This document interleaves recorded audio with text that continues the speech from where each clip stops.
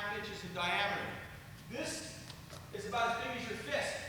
So if you can hit this reliably, you're on target. You're proceeding down the path of being good with your point. When you can hit these smaller ones reliably, now you're really getting good on the road to point control. So I'm going to start with some of these small ones and stab those.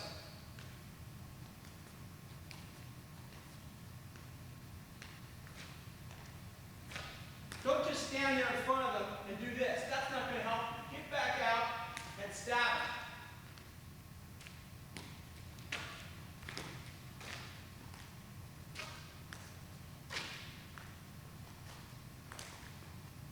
Like that. Get used to using those. That's going to build your eye-hand coordination. As you get better, get a trainer. You've got less surface area now, and you have to have better point control.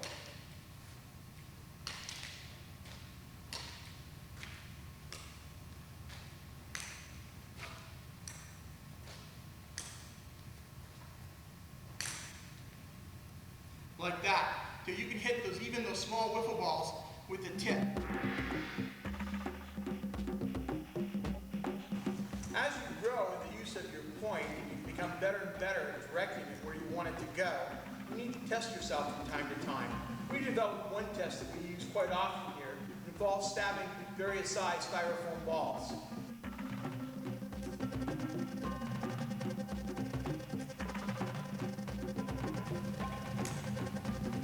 See, even a small ball you can hit if you practice. It takes a lot of practice, eye-hand coordination to hit this and actually get it to stick. This is a real small object that's going through the air. We'll try a few more.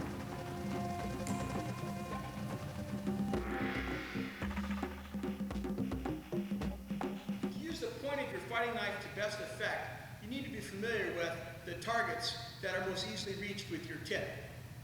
I'm going to have Felix come out here and just show you what some of those targets are. The Romans had two major targets. A Roman legionnaire 2,000 years ago had two major targets he wanted to hit his opponent in. One was the face and the other one was the abdomen. The Romans knew if you stabbed somebody in the face, you wrecked them psychologically and they were never the same in that battle. They were finished. And the other one was in the belly. Both of those had a huge debilitating effect on the fighting morale of their opponent. I'm going to switch to a little less dangerous trainer and point out some of the other targets. The face is quite often open because people crouch. When you see someone crouching, quite often you can drive the tip of your knife into their mouth. This is going to stop a lot of forward motion. Sometimes I use this if Felix is attacking with, let's say, a number one strike, I'll intercept him and stab him in the mouth with my fighter. What this does is it busts the teeth, cuts through the lips and tongue, and lodges sometimes in the roof of the mouth or goes back into the throat. When you come out, his day is ruined. His teeth are knocked out, his lips are cut, his tongue is severed. He's in a world of hurt. His mouth is being filled with blood. It's a horrible place to get stabbed. Another good place to stab somebody is in the eye. To reach the eye, try to drop your point just underneath the eye and push up, and you'll get it almost every single time. Just put your point just underneath the eye, and it'll skid right up, and it'll go right into the socket underneath this bone here and take the eye out. That's another really good place to put the knife. Now, this is pretty gruesome, what I'm talking about. And you shouldn't do this unless your life is in mortal danger and there's no escape and there's nothing else you can do. Because what we're talking about are lethal techniques here. Another way to thrust is into the throat from the front. All of this is really soft and can be easily penetrated. And the sides of the neck. Let's turn here. Especially when you hook your blade in, you can hook it all the way through here, especially with a double-edged knife, to the point it protrudes on the other side, then rip it out. And you would take the whole neck and throat with one motion. Either way, stab in or right away across. Always try to stab the point all the way through until it transfixes the person's neck, comes out the other side, and then cuts your way out. That will be a fatal stabbing motion. You can stab the subclavian arteries under the collarbone, right in here. This is where you get those downward, diagonally angled stabbing motions like this. You can the sternum. You can hit the heart. The heart is just slightly to the left of the sternum, right in here. It's protected by the rib cage and by the sternum, so sometimes it's hard to hit directly. But you can reach it like the Sikhs do in India by going underneath the rib cage and angling your blade up. So as your point enters, it's coming up at a direct, raise your arm up. It's coming up here, it spins so the camera can see. It's coming in like that, diagonally in an upward direction. So it's coming underneath the rib cage, splitting the diaphragm, and up into the heart. When you pull it out, he's done. Of course, you have the abdomen. Over here, you have the liver. Over here, you have the spleen. You have the groin. I like to stab upward into the groin whenever I can. Stabbing the front of the legs is seldom effective. The muscles run like this across your leg, mostly up and down. When you put your point in here like this, it separates the muscles, but it doesn't sever them. So a person can be stabbed in the leg and be still mobile. It may hurt a little bit, but you're not going to do the damage you think you're going to do. The only exception to that is the femoral artery, which is just underneath the groin on the inside of the leg. If you get your point in here and stab it, you may do a whole lot of damage. If you cut that, if your stab, especially your double-edged blade, penetrates that femoral artery, you're going to do a lot of damage and he's going to bleed out pretty quick. The other thing that I like to stab with my point is the sides of the knee. You'd be surprised how often you get that. You come in, you drop, and you hook your blade right in here and stab him in the knee. Quite often you'll knock him right off his feet when you hit him like that. But it does a lot of damage. You can do that from both sides. This side's a little weaker because it's backhand. But I like to hook this way, from here, and stab right into his knee. As you can see, it's just knocking Felix over right here. From the back, your target's will spin all the way around, Felix. Here's a quick kill target right here at the base of the cerebellum, right there. Put your point right there, push, out go the lights. You also have the whole spinal column. Easily reach with the point of your fighting knife, especially the reverse grip. A stab here in the spine, right there, hit your spine, didn't I? Right there, severs the spinal cord, everything below that, no more use. You can also stab into the lungs on either side and possibly reach the heart by going right through the shoulder blades. Here you have the kidneys on either side. The kidneys are just above the belt and about 2 inches to each side of the spine, and you reach the kidneys. The buttocks hurt, but you can get stabbed in the butt, and it's not going to be the end of the world. It's painful, it's going to be hard to heal because every time you move, you open the wound, but it's really not the best of targets. Again, stabbing in the back of the legs, unless you hit the hamstring, not very useful. The main targets in the back are the base of the skull, the neck, the spine, the kidneys, the lungs, and the heart. Continuing on with the offensive use of the fighting knife, I want to talk about how to employ the edge in the various cutting strokes, how you can use it the most effectively. The first one that I want to talk about is the slash, how to slash with the knife. Now, a lot of people think a slash is a slash and a cut is a cut. Well, yes, you can move your arm out there and hurt somebody with it, but you'll be a lot more effective if you have some technique.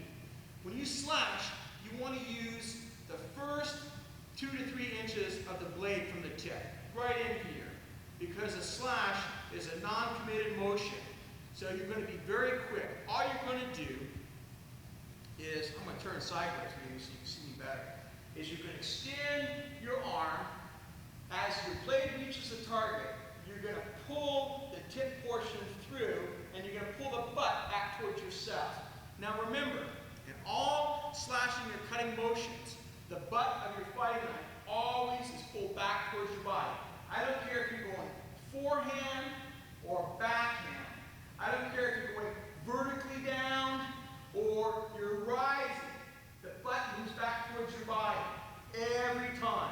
So I don't care if you're slashing or cutting, the butt is always returning. That's what pulls the edge through the target medium. So slashing is just a lighter, non-committed use of the edge right here at the tip. You just want to get that inch, 2 inches, 3 inches of the blade and pull it through your opponent. I'm going to have Felix come out and I'm going to demonstrate it. Felix has got his fighting knife up like this. I want to just slash his fingers. I'm going to come out, extend my blade, just put the tip on, and pull the handle back towards myself. My time out there is very short. The time my arm is exposed is very short. So I'm going to come out here. I'm not trying to cut his whole hand off. I just want to get a finger or two. I just come out here and take a finger. Now, you can slash right to left. You can slash backhand. I can slash down. I can slash up. Your slash can go in a lot of different directions, and we're going to get to that more when we go into angles of attack and defense. But I want you to understand that your slash isn't limited in its directions. Only thing that limits it is its power. You're not putting a lot of power into a slash. It's mostly your arm motion. Mostly just your arm, forearm, and wrist that you're slashing with. Now, the way you can train this as you first start out is one person will hold his trainer out like this, away from his face. The other person will practice engaging that trainer just with the first third of the blade right here on his. He'll come out here and he'll slash it. Straight up.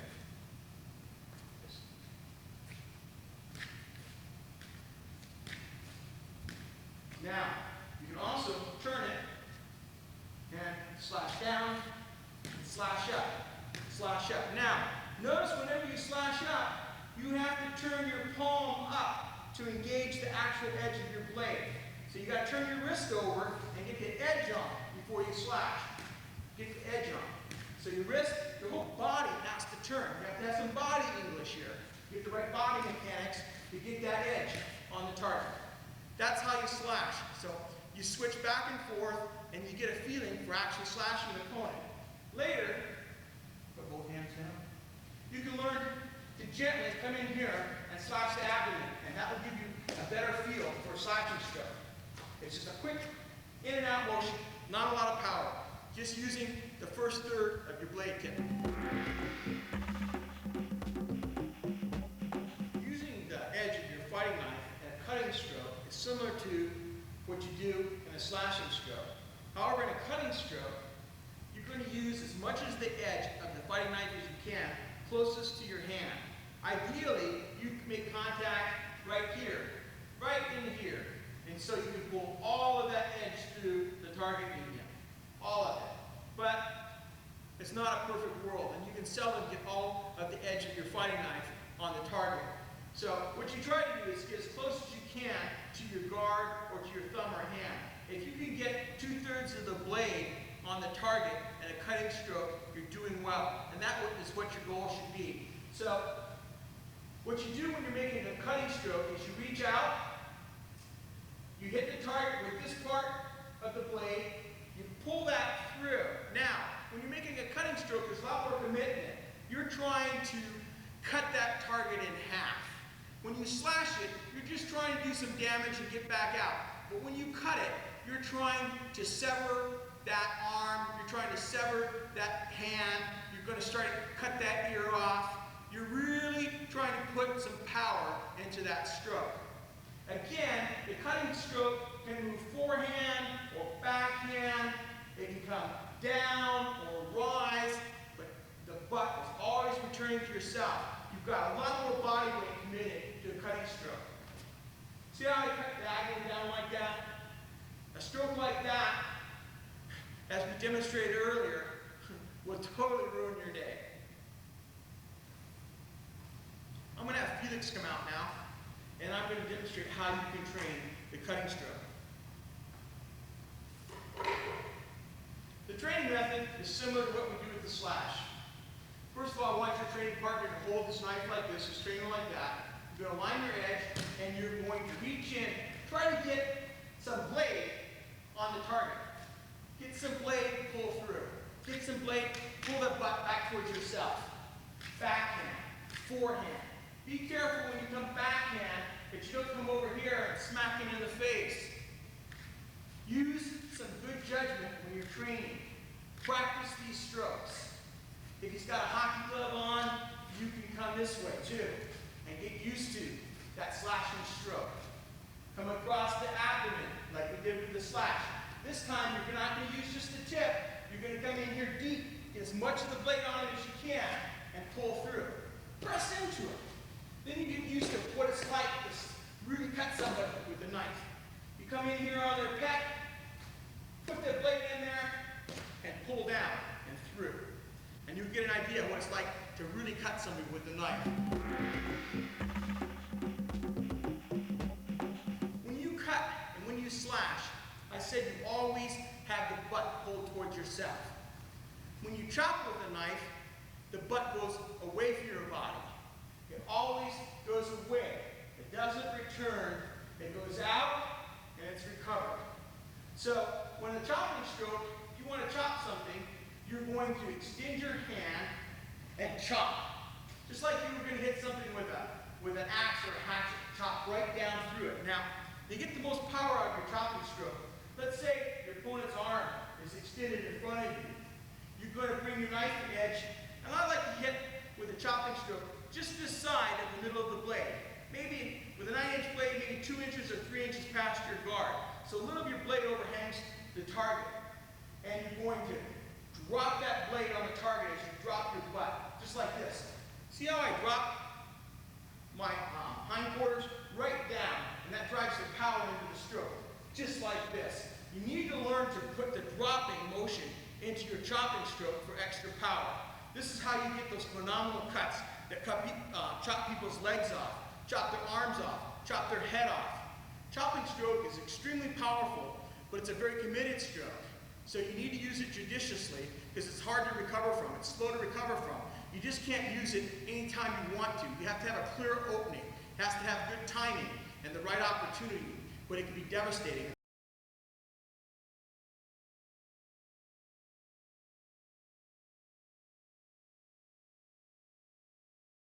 Now, and I'm going to show you a way to get appreciation for this chopping stroke.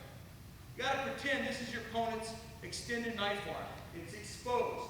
You see it and you drop on it, just like that. I didn't have to hit very hard. I got the power from suddenly bending my knees, dropping my body weight straight down. Don't put your butt out to the side or backwards like that. Don't bend at the waist to chop. That's not how you get the power. You drop your butt straight down, like that. That drop stroke. Super, super powerful. You can use this motion in a lot of different cuts and chops. This dropping motion to give you extra power. But it's really effective with a chopping stroke. So you see your opening and you drop. You drop. Just put it a little lower.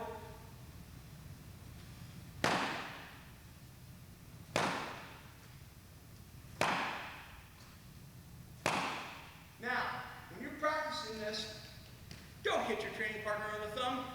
You'll ruin his day.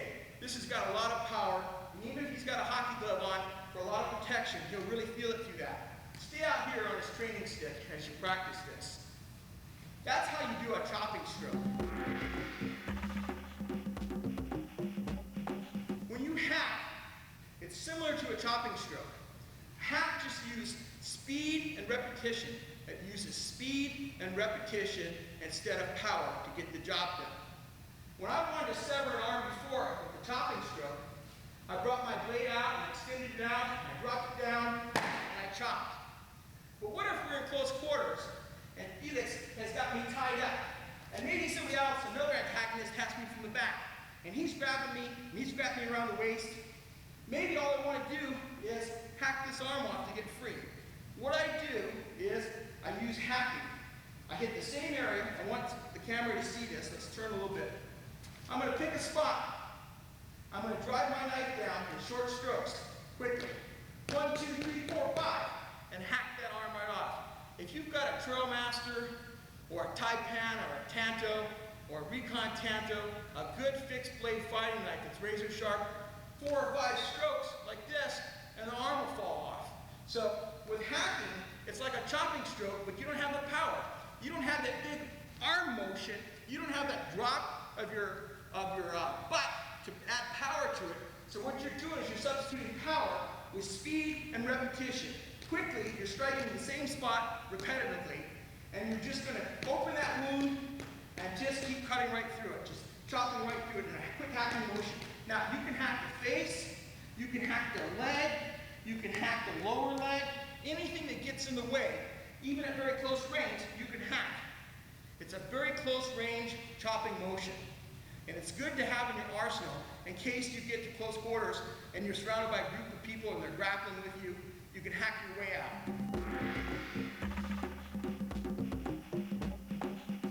One of the most useful cutting techniques in a knife fighter's repertoire is the snap cut.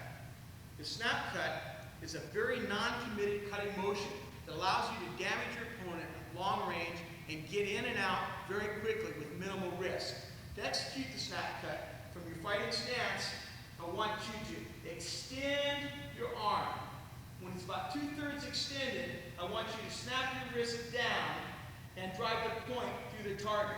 Your arm comes straight back. So it's just like a cat using his paw. How many of you ever see a cat play with a ball of yarn?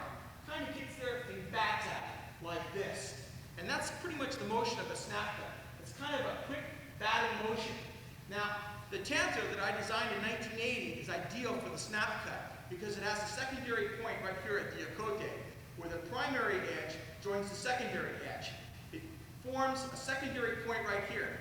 And when you do a snap cut properly, you drive this secondary edge deep into the target, and it cuts a V-shaped wound that's really deep. It's surprisingly deep. It's very effective.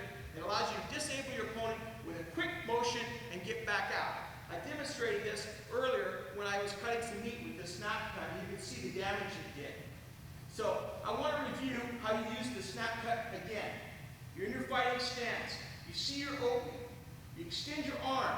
You may bend your knee. You get a little bit more reach. Reach in, drop your wrist, snap down, and come back. Just like that. It's a quick, darting motion.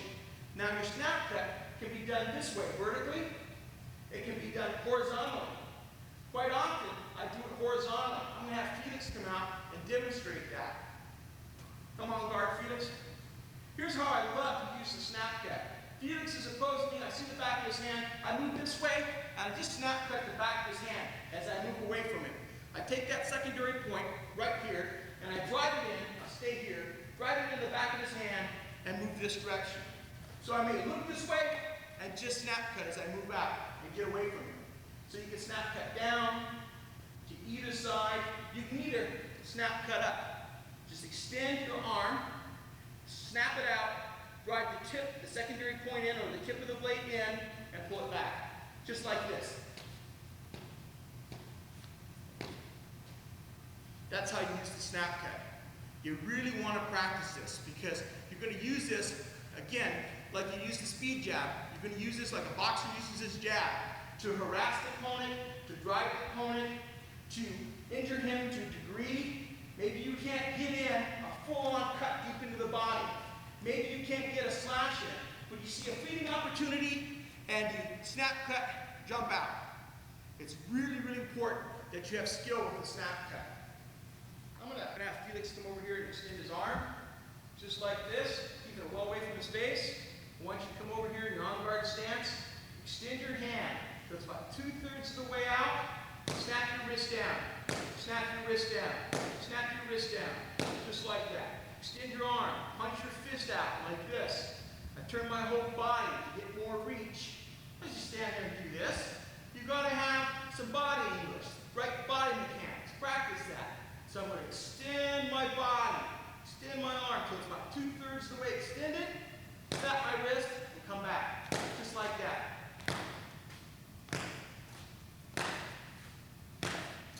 You can get really active and really fast with the snap cut. Practice it all different ways. You can practice it this way. You can practice it this way. Move your arm around when you're working with your training partner.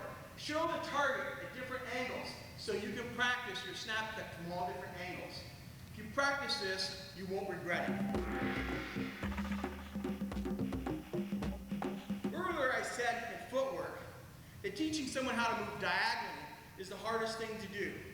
Teaching the vertical whip so far has been the hardest thing I've had to do in knife fighting because it seems to be hard to learn.